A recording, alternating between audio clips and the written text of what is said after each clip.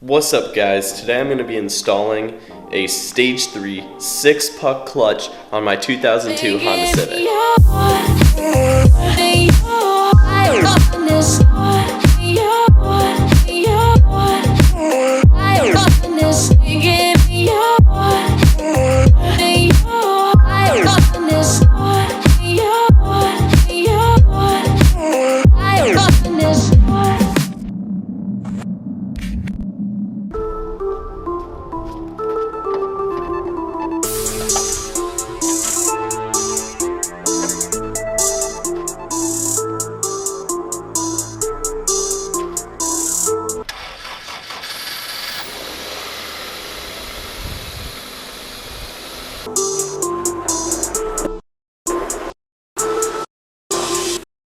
This clutch disc is a copper ceramic 6-puck design, and the pressure plate is rated for 300 pound-feet of torque, which is plenty for this Civic. In addition, this kit from Yonaka includes a throwout bearing. You will also need an AT20 clutch alignment tool. I will leave links to all of these components in the description. Now for the install. Start by disconnecting the battery. You can remove the battery now or later, depending on if it gets in your way or not. Now jack up the front of the car as high as you safely can and use jack stands. Next, remove the front wheels.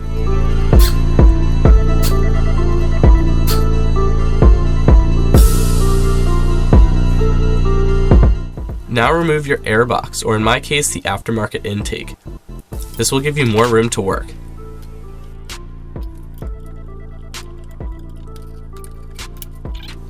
Now it is time to get under the car and drain the transmission fluid. These plugs are located closer to the passenger side of the car. I removed the fill plug first, then use a 3/8 inch drive ratchet to remove the drain plug and drain the fluid. Don't do what I did and be stupid and use a funnel so it spills everywhere from overflowing.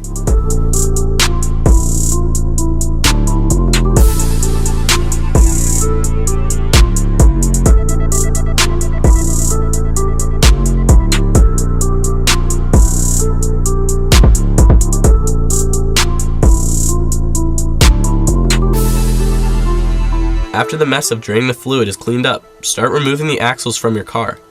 I started on the passenger side of the car where the transmission is. Remove the 32mm axle nut using an impact or a breaker bar and someone holding the brakes down. Impact is much easier.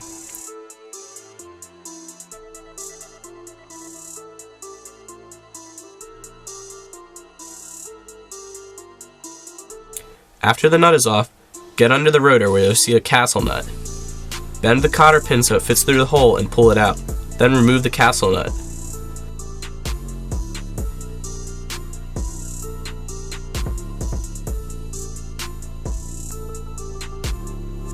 Separating the ball joint can be a real pain. Some people like to bang on the knuckle with the hammer and it can pop out, but I prefer to rent a ball joint separator or a pickle fork from AutoZone for free.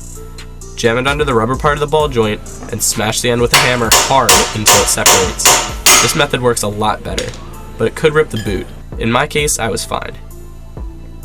Now bang the axle out of the hub with a hammer just to get it started, then push down the control arm until you get the hub with the rotor off of the control arm where the ball joint was. Now it can be moved freely and the axle can be removed from the hub.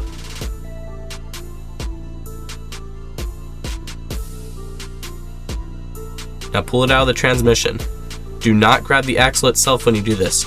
Push a large flathead screwdriver or a small crowbar in between the transmission and the axle and pry loose. Then grab the metal hub portion of the axle to pull it out so you don't pop out your CV joint.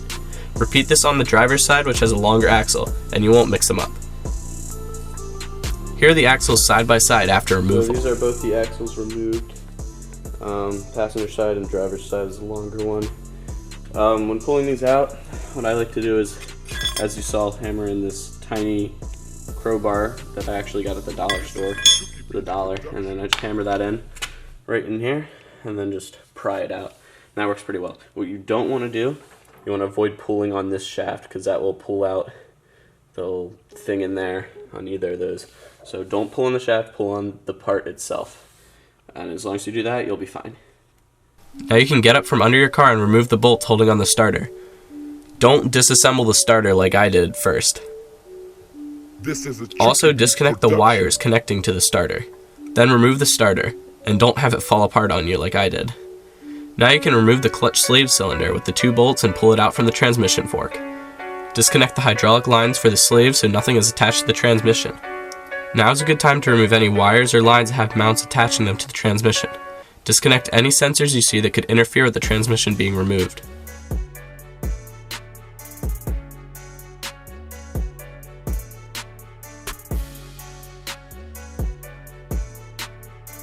Now you can move the shift linkage from it on top of the transmission and pull it out off to the side.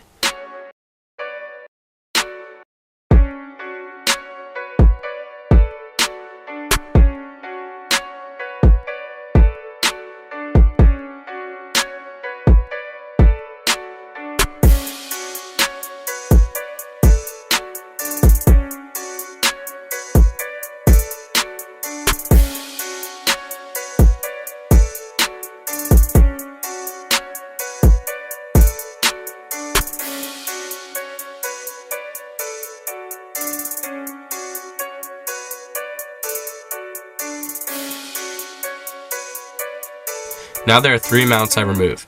Start by supporting the transmission and engine with a jack from underneath and remove the bolt from the middle of the transmission mount. You may have to remove the battery and battery tray to do this.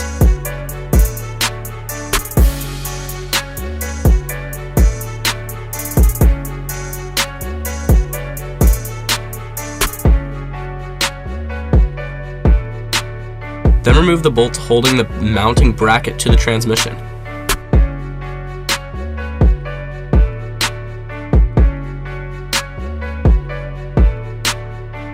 Now move to the front mount and remove all the bolts to the transmission or the engine.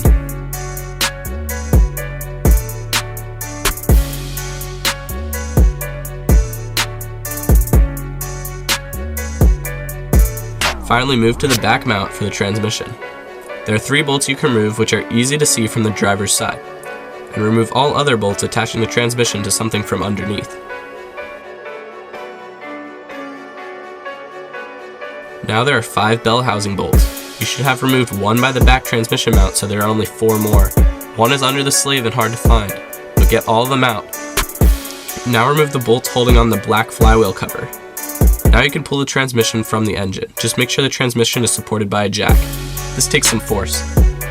Drop the transmission and pull it off to the side so you can access the clutch.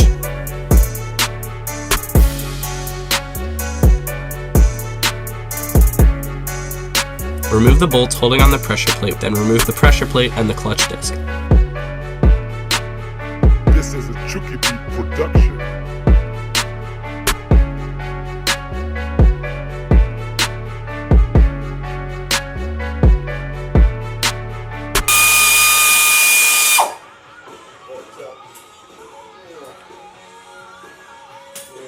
Old pressure plate.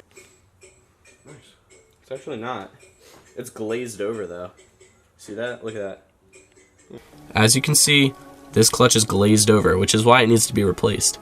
This happens when you replace your clutch and go hard on it during the break-in period.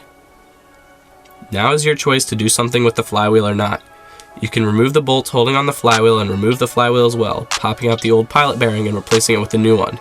Either replace the flywheel like I did on my RX-8 or get it resurfaced.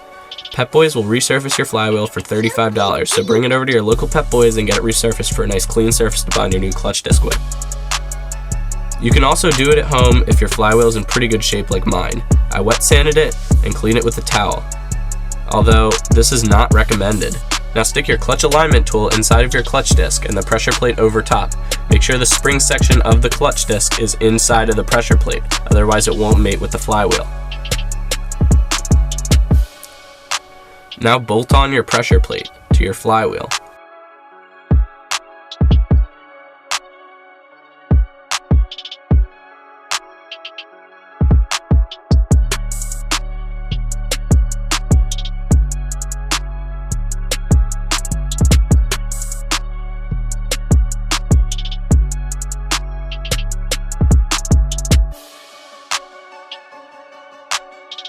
Now you can replace your old throwout bearing with the new one on the clutch fork and replace the transmission and bolt it back on.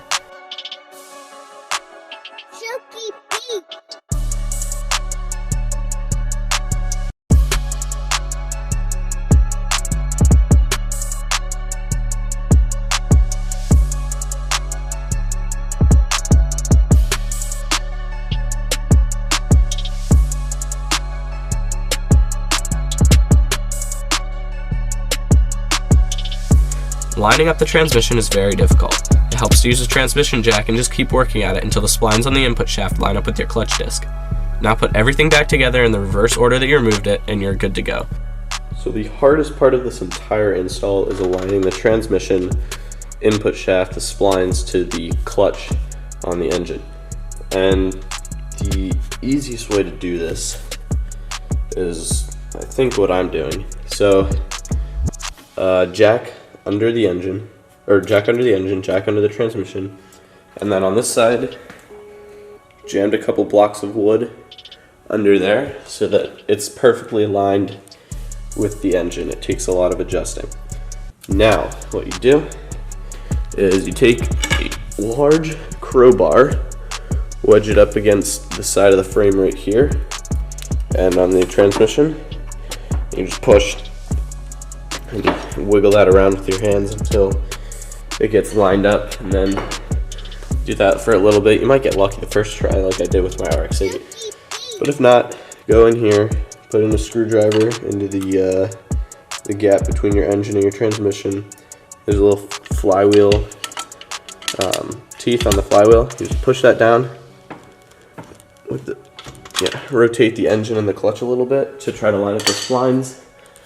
Then you come back with your crowbar, you try to push it in, and just gotta grab a drink, throw on some good music, and just keep trying this.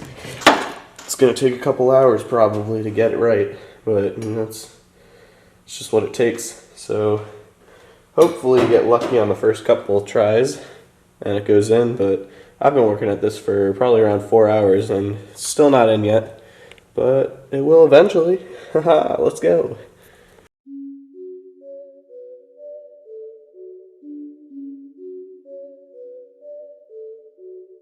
This is a Chucky Beat production.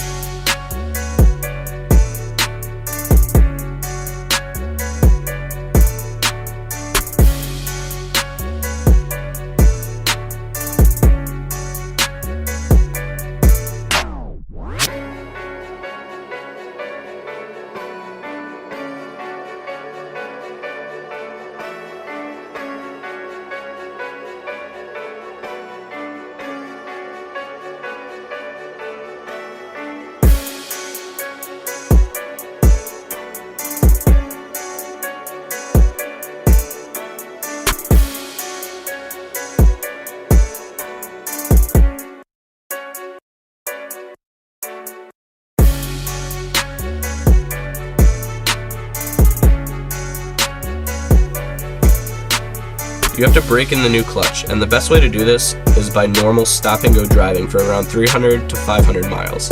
So just go easy on it and drive around for a while. This is a Chucky Beat production.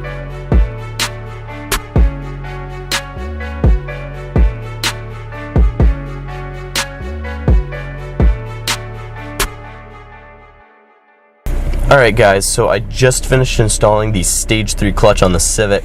I haven't even pulled out of my garage. This will be my first time engaging driving a Stage 3 clutch ever, so I don't know what to expect, but I guess I'm just going to go for it. Hopefully when I throw it into gear it just doesn't start moving, and I did properly. Good, alright. So let's back out of here, and I don't know, I'm pretty excited. I've never driven Stage 3 before. Oh. Wow, okay. It grips really early. Not expecting that. Almost right off the floor.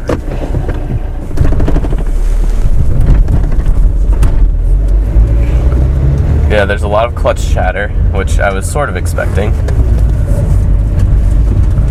Wow. This clutch chatter though, it's gripping right off the floor, and it definitely does have a little bit stiffer feel than the other one. So in these first couple hundred miles, it's very important to go easy on it. You don't want to be jamming it down, peeling it out. You know, that's going to glaze it over and you're going to have, it's just not going to be fun. So don't do it. I hope you guys enjoyed this full clutch install on this D17 Civic Coupe, and I'll see you in the next video.